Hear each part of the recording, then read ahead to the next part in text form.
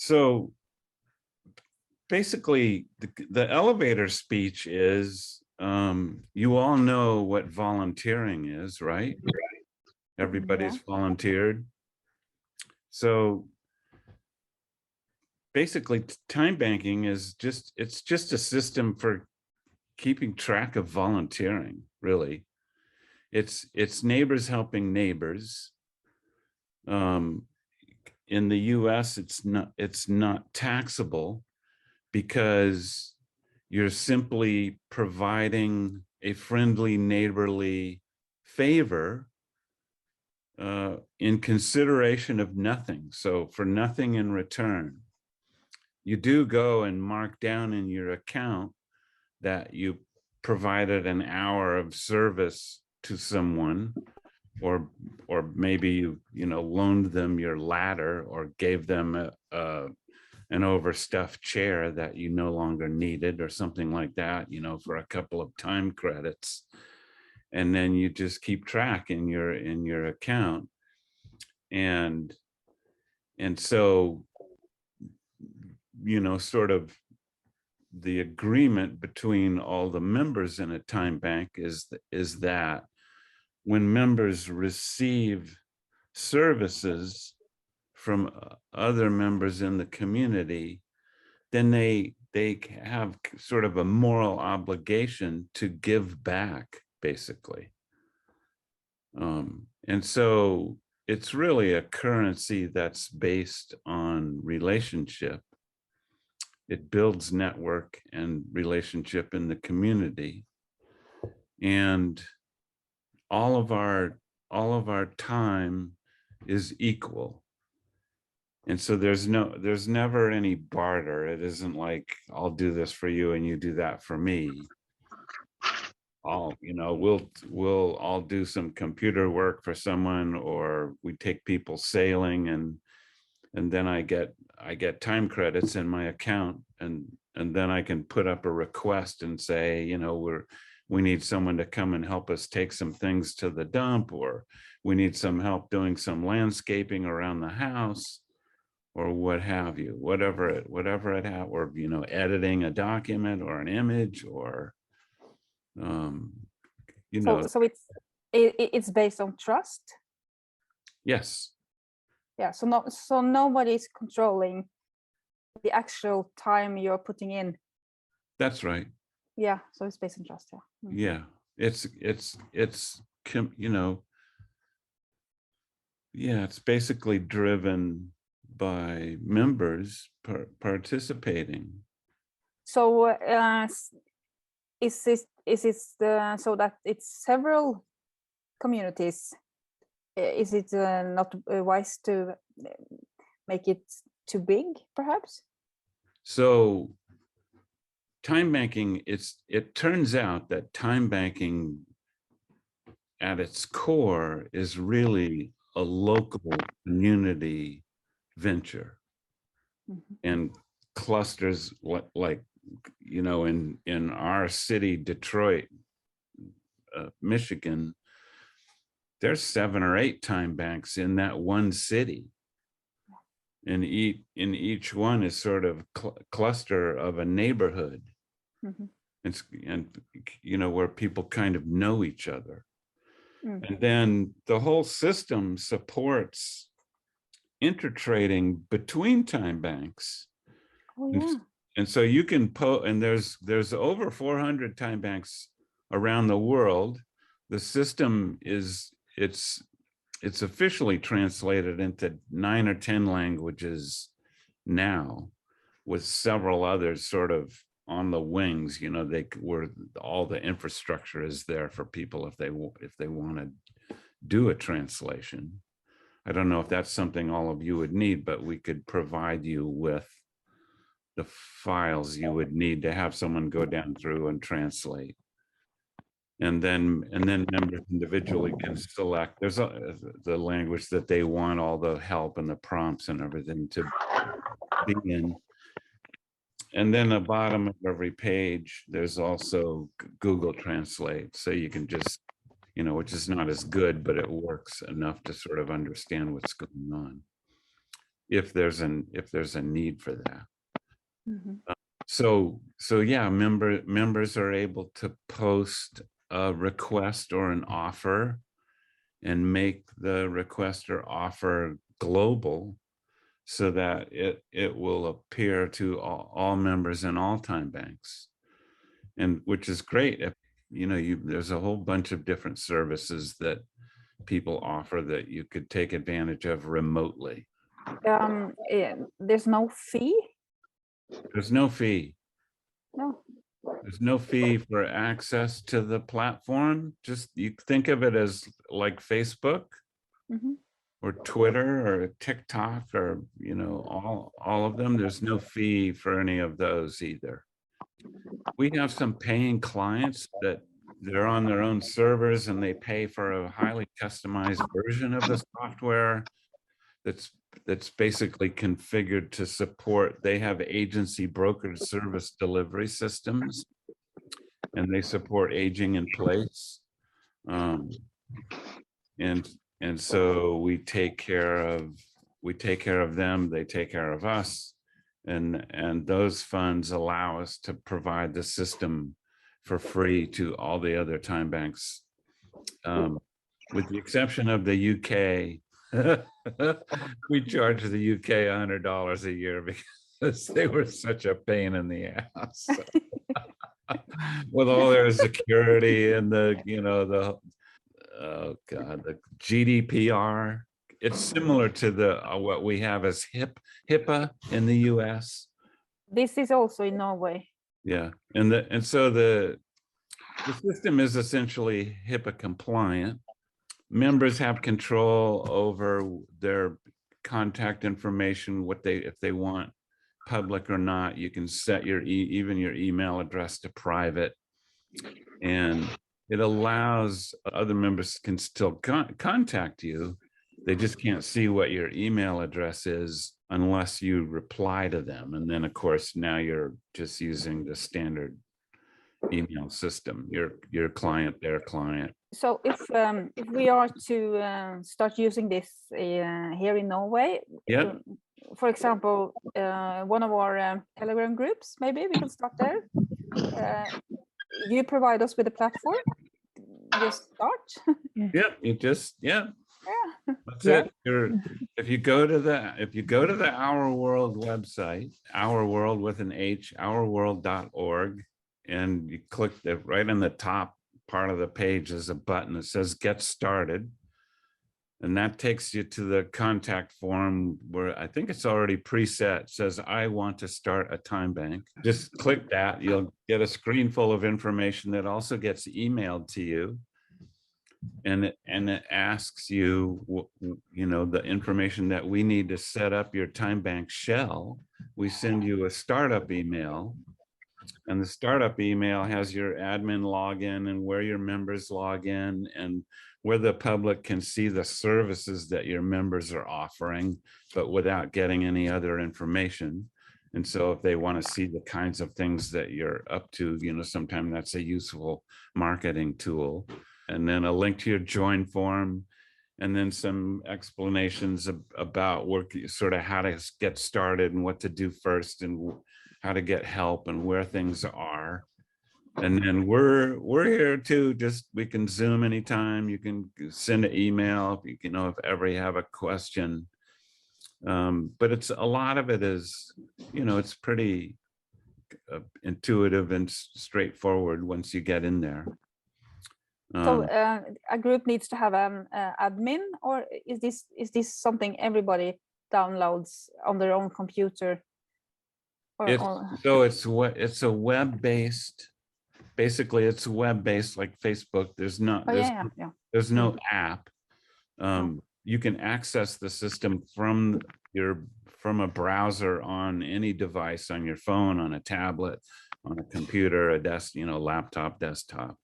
Mm. And there is an administrative side that's geared for, if you get funders and you have deliverables, and that's where you take care of the onboarding process. So getting in new members and taking them your onboarding process and getting their accounts set up. and then communicating with and reporting on any cross-section of your membership. How big must a group be to get started? How many persons? Well, any cluster. I mean, you know, if you have 10 or 12 people, it's enough to at least start. And you know, that it's the optimal size is to get to like 150, 150 members. That's kind of the optimum tribal size where everybody knows everybody. We have time banks. I could give you the breakdown, but they're, you know, the most of them are around that. They're around 100, 150. We have some that are 500 or more. We have lots that are just still starting up, and they're 10, 12, 20 members, 40 members. And you know, it really sort of depends on what you're about, where, you know, you can have an organization join, like a church or some other organization. Then you can have all the members of that organization join. And then those members, they can do work for their organization and earn time credits. And then they can spend the time credits doing things for each other like that, and for the rest of the community. It can help sometimes to kind of find out needs in the community that aren't being adequately met, and figure out ways to have the time bankers help meet those needs. We have time banks that interact with the city government and do programs or provide access to the arts or help out at the soup kitchen. The possibilities are kind of endless. Yeah. When Ann-Kristin was telling us about this, the other Ann-Kristin, not me, I guess it's Kristin. Is it you? Yeah. She was telling us about this. Then she said, when you start, every member who joins get 10 hours as a start. You can. I think you can decide, right? Yeah, that's configurable. Okay, yeah. So you can, at our local time bank, we give members 2 hours. 2 hours, We have some time banks that give people 10 hours. Yeah, but that's a lot. Yeah, I got that. Yeah, it is. Yeah, I got that. 2 hours is not bad, because it takes a couple hours to kind of learn about time banking and go through some kind of orientation, you know, whether you're doing it online and reading a PDF and stuff to, you know, learn the rules. And it's you know, it's those things like everybody's time has to be equal. It's not barter. You know, it's important to respond to people when you get contacted, even if you're just writing back to say, no, I'm not available, you know, which is polite. It's sort of like everything you needed to know, you learned in kindergarten. And so, at the time bank where I was, we also were meeting once a month just to come together and share the experiences. Yeah. And that was also a good way to keep it going and inspire everyone. That's right. Yeah, we pre-COVID, we would have monthly, we would combine an orientation with new members coming in and a potluck. So not only are the new members coming in, but they're meeting existing members. We're all having a meal together. And then by the end of it, you know, we do a kind of a formal, what does everybody need? What do you have to offer? What do you need? And by the time everyone leaves the orientation potluck, they've already set up a bunch of services to provide and receive. Yeah, I thought that was so lovely. And also to hear the people's experiences and this kind of sharing was just so rewarding, because, you know, many people can and know and could do so much, and then we're just sitting around and we don't sharing. And then for myself, I discovered that, oh, hang on, this would love to try these things that I know. And it was just, I just felt like it was, a gift to know that you can gift someone with different things and share. And then the community, So individually, when you're a member of the community and the community, grows to a little bit of size, being a member of the time bank is like having a kind of insurance for each member. Because if ever you broke a leg or whatever, God forbid, the other members would be there to get you to the doctor or bring you some meals or whatever it took to kind of help you get through whatever was happening. And then conversely, the community as a body, as a network, is kind of an insurance for the broader community, because if ever there was, I don't know what kind of bad weather you have, if you have hurricanes or cyclones or that kind of thing, or not that bad. if ever there's, I mean, we've had time banks where there were forest fires or there was flooding or there was hurricane, and the time bank members were immediately came to the fore and were able to help deliver food and transport people and things around and kind of help the community to get back on its feet and get through whatever was happening. So it sounds like Amish. Yeah, it's kind of is. Yeah, but it also sounds like how we had it in just maybe 50 years back or something in the villages here, where we have a word called dugnad. We all kind of came together and helped. And this, something that I felt by joining this time bank was that it was funded on these all principles of joining and helping each other, and sharing is caring, right? Yeah, sharing is caring. And it's also, there's no demand for it. We have lots of members who they love the idea and they joined and they're just quiet. They don't really do anything. They don't, but they're there, and you just never know. I mean, typically the 80-20 rule is that 80% of your activity will come from 20% of the members. And so if you have 100 members, at any given time, just 20 of them will be doing something, and the other 80 will be sort of, busy with life. But is this possible if the government wants to tax the system? Or it's not taxable. No, you know that for sure. Kristin, do you know anything about that in Norway? I would think it is not taxable. It's like the dugnad principle, and you're just helping and sharing and caring. I don't know why you should ever tax that. Yeah, in the United States, it's not taxable because it's been determined that it's simply the members are providing friendly, neighborly favors for nothing in return. I'm asking because one member in one Telegram group said he had done some research, and he meant it was the government in Norway would tax this. So it's a pity he's not on, but maybe he's wrong.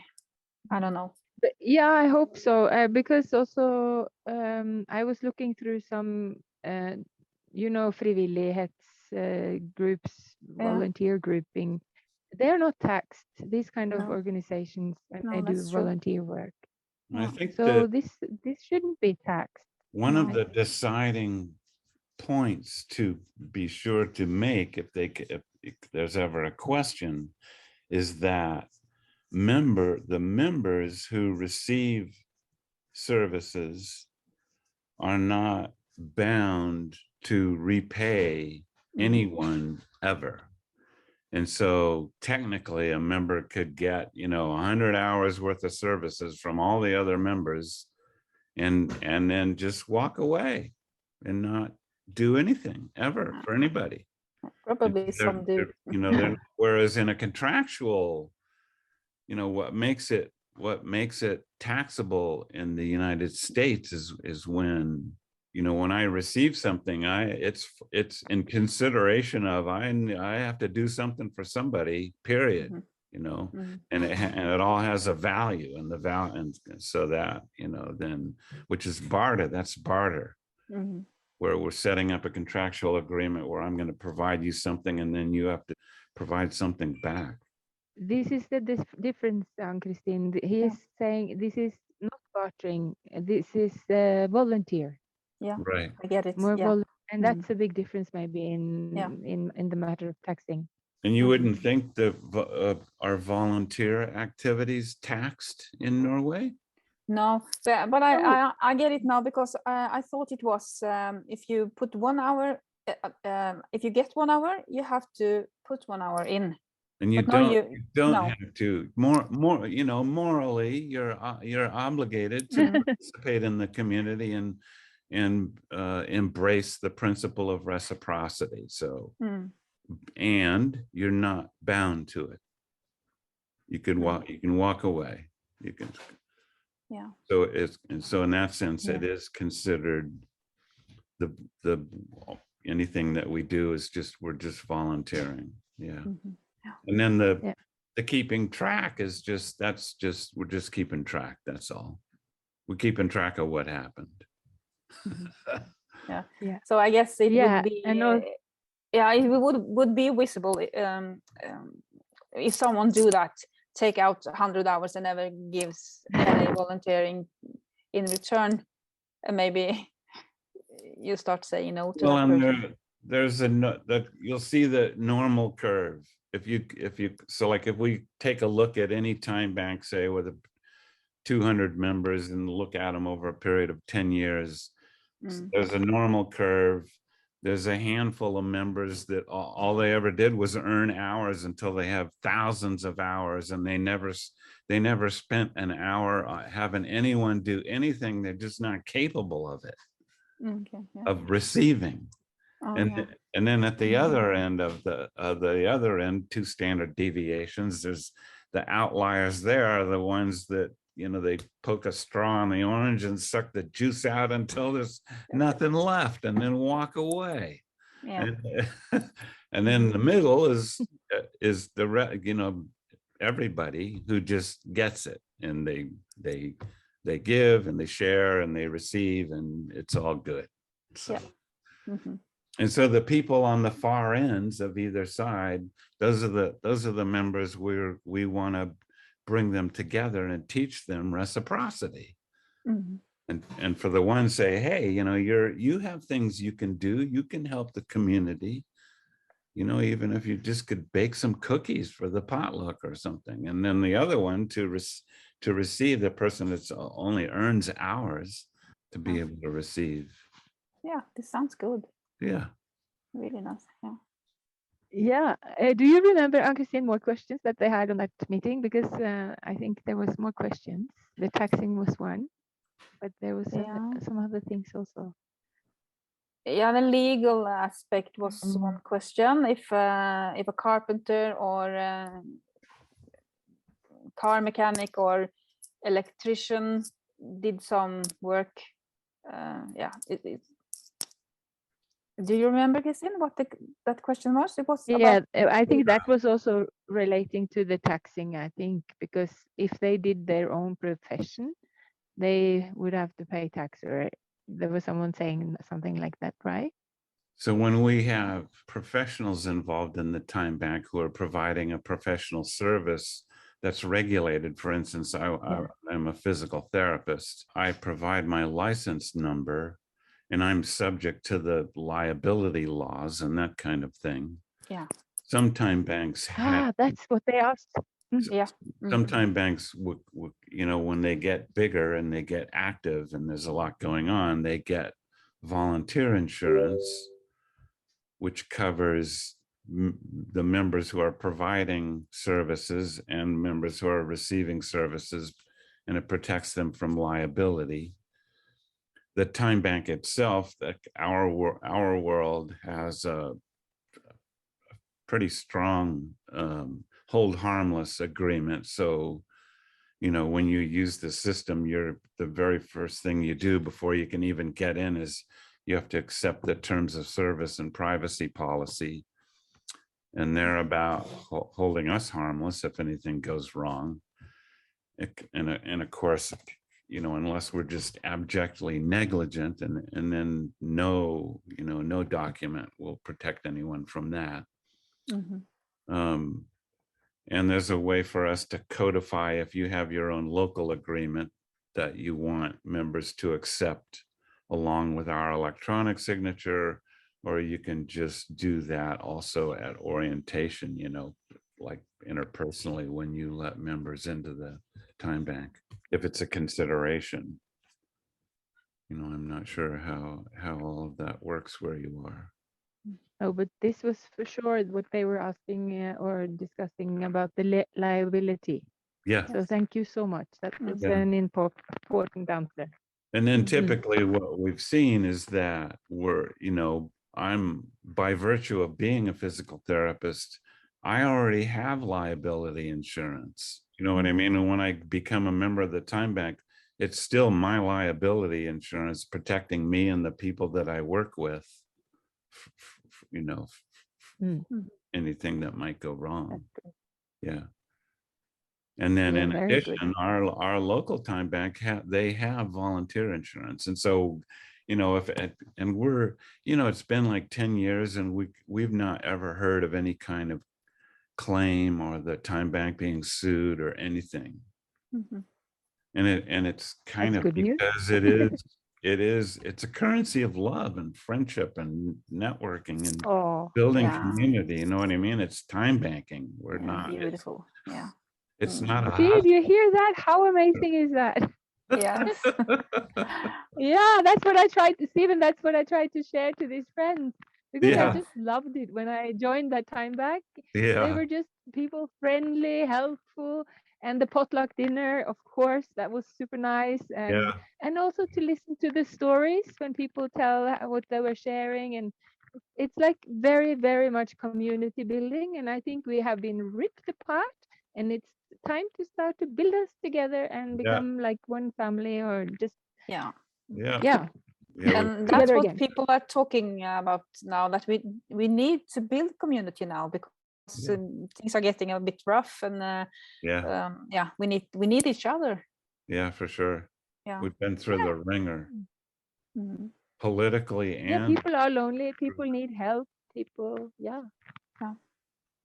so everything is getting more expensive, and people can't afford things, and you owe nothing and be happy. Perhaps we can bypass that. and there's there's an absolute wealth of human potential in the community, in every community. There's all, the way that we value work and labor and gross domestic product and all that, it's completely askew. Yeah. Women and all the work that women do every day is just, virtually ignored. But let's have the women just take a month off and go away and not do anything and see how well the world works. I vote for that. Come to a damn stop. Immediately. Full stop. So, and Zoom again if you want. And all, when you're getting together, when you're starting up or what have you, if you have any time you have questions or anything right along the way, or you want to let me show you how some of the software works, or I think maybe one of the Telegram groups we can do it with the members of that group and have you on a big screen. Yep. Sure. That would be great. We just need to get the inspiration and get going, and so thank you so much, Stephen. Absolutely. Yeah. Good. Okay.